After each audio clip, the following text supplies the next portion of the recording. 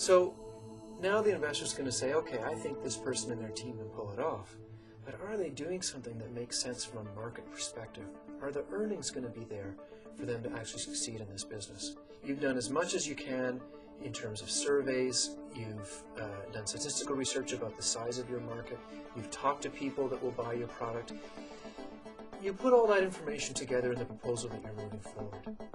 And hopefully you'll come up with and say, I'm pretty darn sure that I can sell 1,000 units of what it is that I'm making. So there's your first step.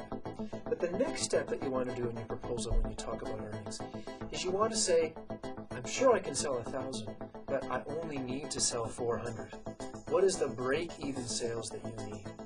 To do that, you take your fixed expenses, you decide how much profit you make each time you sell one of your units. So let's say that you have fixed expenses in a year of $10,000. You're selling a product that you sell for $200 and it costs you $100 to buy the parts to make it. Those are the variable expenses. So your profit from each sale is $100. You've got $10,000 of fixed expenses. So you need to sell 100 of those units a year. 100 times 100, yes, that's 10,000. So that's the break-even sales that you need. So not only do you tell the investor, I'm sure I can sell 1,000 of them, but to break even, I only need to sell 400, if that's the case in your business. So there's a cushion in there. There's some room that says, hey, I'm probably going to succeed in this business, whether I make my projections or not. But if you're looking for someone who's going to loan you money, particularly a traditional lender like a bank or a community financial institution, they're going to want to know what security you can offer. Security can take all kinds of different forms. It could be a mortgage on a piece of property. It could be the equivalent to a mortgage on business assets. It's called a general security agreement. It might be a promissory note from you. In fact, it almost for sure will be a promissory note from you that says, I promise to pay this money back, whether my business succeeds or not. It might be guarantors that come to the table and also sign promissory notes that say, hey, if this person doesn't pay you back, then I'm willing to step up to the plate and make up the difference in me whenever they haven't paid back. Guarantors or co-signers, another word for a guarantor. Because security is so important to lenders, they're probably going to require that you have insurance on all the things that you pledge for security.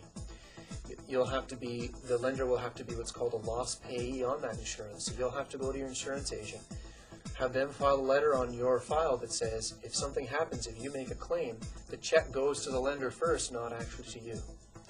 These are common practices in small business lending.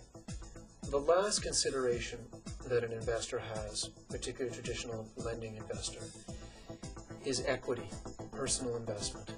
That tells us two things. The first thing it tells us is that you've made a personal commitment to this business. You have something to lose if things don't work out. And that's very, very important. But the second thing is a little bit more difficult to assess. And that is that we know that there's enough cash in this business that the business isn't going to drown making debt payments. It comes back to that balance between debt and equity and its impact on cash flow. And that's extremely important. It's one of the strongest statistical indicators for lenders when they look at making business loans.